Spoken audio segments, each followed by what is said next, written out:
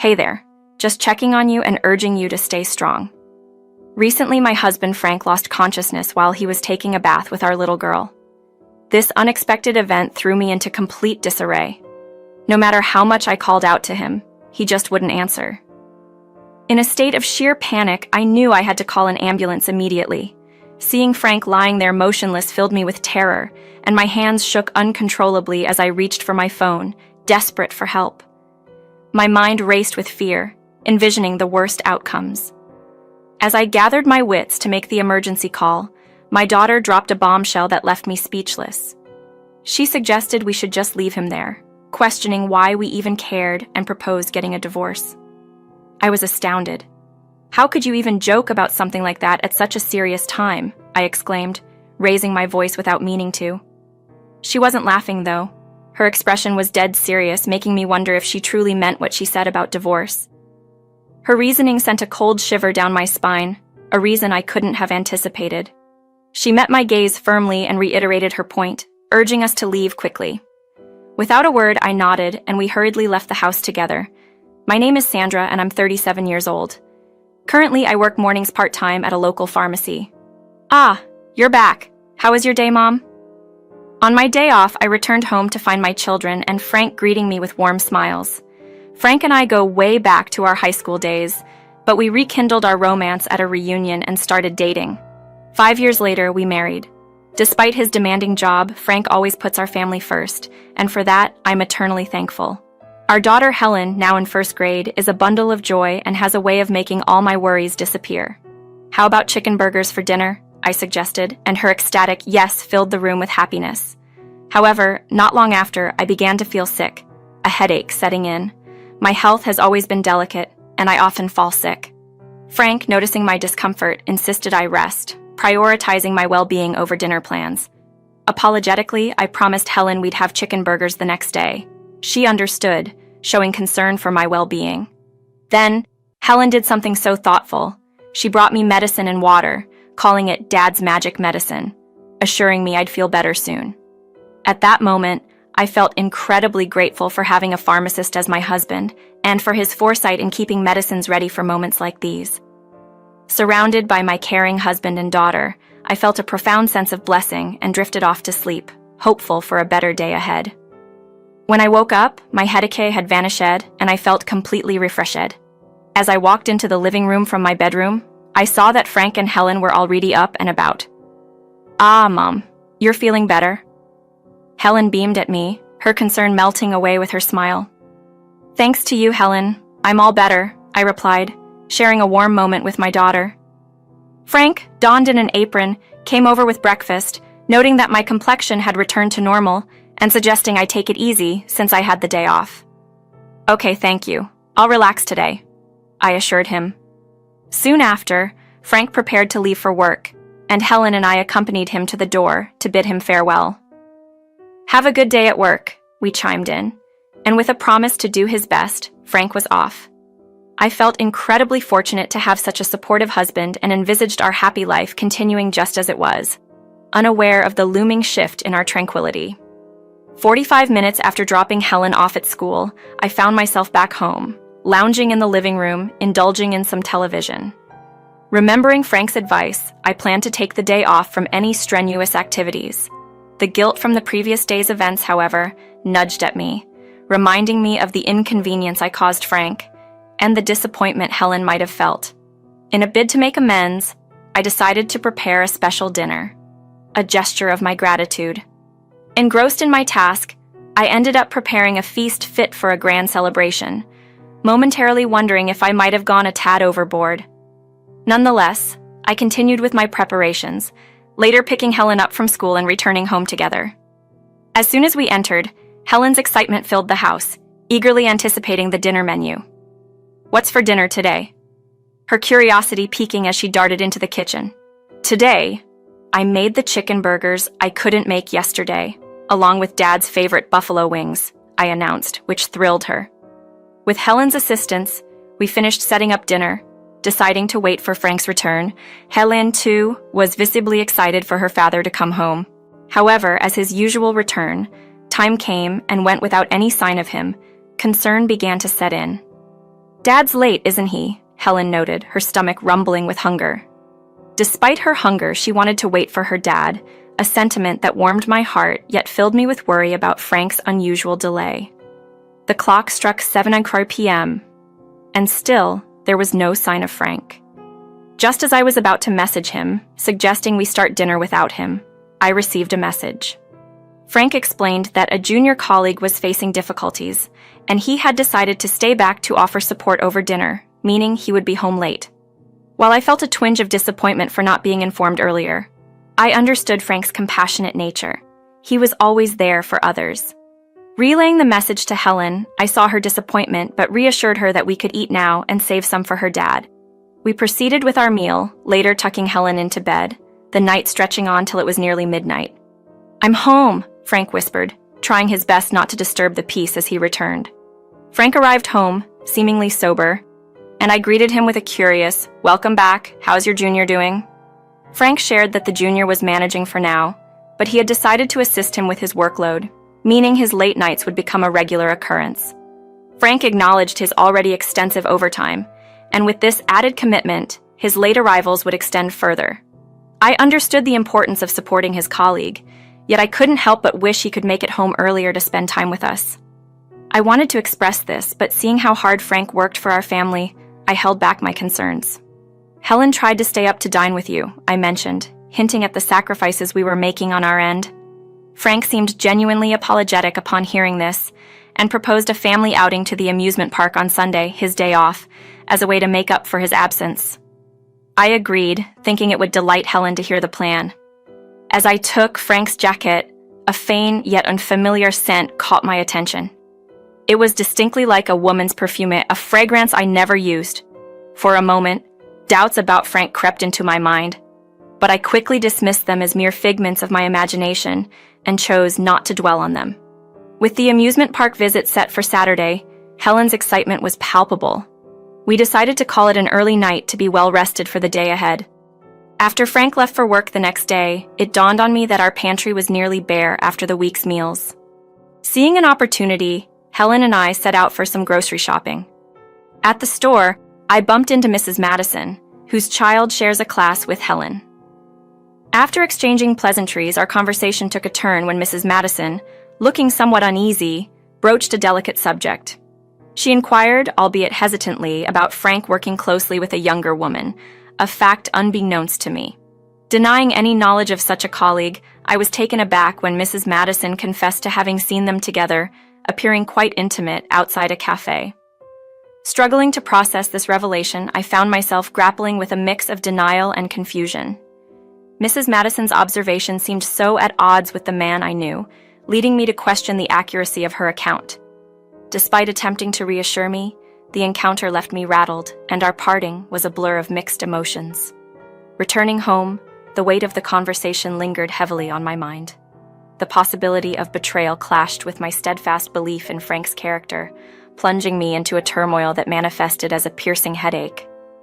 Amidst these swirling thoughts, Helen's voice broke through my distress, bringing me back to the moment and reminding me of the immediate concerns of family life before me. Feeling unwell again, I leaned into the compassion my daughter offered, deciding to rest a bit. It's frustrating how I fall ill at the slightest stress. I loathe this fragility of mine. Lost in these thoughts, I soon drifted off to sleep. Awakening later, I was greeted by the comforting aroma of dinner, a surprise prepared by Frank, who should have been working late. "Helen called me, worried about you, so I came back as soon as I could," Frank explained, showcasing his dedication to us. This act of kindness reaffirmed my belief in his loyalty, casting aside any doubts planted by Mrs. Madison's earlier comments. Feeling a bit better, I broached the subject of our planned amusement park visit, suggesting we might need to cancel. Despite Helen's evident disappointment, she showed remarkable understanding, suggesting a simple visit to the local park instead. Her selflessness was touching, but I didn't want to squander it, agreeing to a quieter day ahead. Frank then presented me with dinner, mentioning he had added some supplements to ease my symptoms. Although the meal had a slightly bitter taste, it was bearable. I managed only a few bites before admitting I wasn't up for much food. Frank reassured me it could wait until tomorrow, showing his usual thoughtfulness. Later, after storing the uneaten portion in the fridge and taking a bath, I retired for the night. However, a severe headache and nausea soon overcame me, leading to a distressing night. Recalling Frank's mention of supplements in my dinner, I suspected a mild reaction, unlikely to be harmful given his pharmaceutical expertise. By morning, feeling significantly better, I resolved to prepare a thoughtful lunch for Frank and Helen, who were heading to the park. Despite my reservations about the previous night's meal, I decided to include the leftovers in their lunchboxes, avoiding waste yet cautious about my consumption. As I busied myself with lunch preparations, Frank greeted me with a cheerful, "Good morning," unaware of the tumultuous night I'd endured. This simple morning interaction, filled with care and routine, underscored the deep bonds of our family life, even amidst moments of worry and misunderstanding. After serving breakfast and seeing my husband and daughter off to the park with their packed lunches, I found myself with little to do. The house was quiet, almost too quiet, so after tidying up a bit, I retreated to the bedroom for a nap. Time slipped by, and before I knew it, late afternoon had arrived. Feeling much better and realizing it was time to get moving, I made my way to the living room, where Frank and Helen had already returned. "Welcome back. How was the park?" I asked, eager to hear about their day. Helen, however, seemed unusually quiet, not her usual bubbly self. Frank then mentioned the stir-fry I had packed for lunch, hinting that Helen's lack of enthusiasm might have been due to her dislike of vegetables. I felt a twinge of guilt for not remembering her Aversion and apologist to her, but she remained silent, deep in thought. As I was about to start dinner, Helen tugged at my clothes, looking like she wanted to say something. Before she could, Frank suggested a bath, perhaps as a distraction or a way to lighten the mood. I was left wondering what was on her mind, but decided it couldn't be too serious and turned my attention to cooking. Suddenly, a startling crash from the bathroom interrupted the evening's routine. It was a sound I had never heard before, signaling something far more serious than a simple accident. Rushing to the bathroom, I found Frank unconscious on the floor, a sight that threw me into a panic. Despite my efforts, he was unresponsive, prompting me to consider calling for emergency help. In this moment of crisis, Helen's words shocked me even more than the situation at hand. She spoke of divorce, of Dad's indiscretions with another woman who dared to tell her to call her mom from now on. Helen's account of overhearing conversations about me being in the way and plans to get rid of her painted a picture of betrayal that was hard to digest. Faced with this revelation, and the memories of Mrs. Madison's warnings and the unfamiliar perfume on Frank's jacket, the pieces of a heart-wrenching puzzle began to fit together. It seemed my husband was leading a double life, and the kindness he had shown us might have been a cover for his deceit. In a state of shock and disbelief, I managed to call an ambulance for Frank, but I couldn't bring myself to accompany him to the hospital. The thought of his betrayal, especially in front of Helen, filled me with an overwhelming sense of betrayal and anger. Without a word to each other, Helen and I left the house, driving aimlessly, trying to escape the turmoil that had suddenly engulfed our lives. As we drove, Helen tried to express her feelings about her dad, but I couldn't bear to discuss him. The pain of his actions, especially in front of his daughter, was too much to process. Tears flowed freely as I remembered the happier times we shared as a family, now tainted by the reality of Frank's betrayal. As we drove aimlessly, trying to escape the whirlwind of betrayal and hurt caused by my husband's actions, I couldn't help but wish he hadn't been so seemingly kind. It would have made digesting the truth easier. About an hour into our journey, my phone interrupted the silence with a call from an unknown number. Curiosity got the better of me, and I answered. "Hello, who's this?" I inquired, trying to keep my voice steady. The voice on the other end introduced themselves as the doctor who had treated my husband Frank after his emergency admission. They asked if I could come to the hospital to discuss something important regarding Frank. Despite the turmoil of emotions, I found myself agreeing to go, driven by a mix of concern and a need for closure. Leaving Helen in a safe spot, I met with the doctor alone, bracing myself for what was to come. The doctor revealed something shocking. Poison had been found in Frank's system. The mention of poison, combined with Frank's profession as a pharmacist, sent my mind racing. I recounted a recent incident where I had felt ill after eating a vegetable stir-fry, suspecting it was no coincidence. The realization that Frank might have intentionally poisoned me was chilling. His previous assurances that the meal was beneficial because of added supplements now seemed like a sinister lie. When I visited Frank in his hospital room, he was conscious but weak.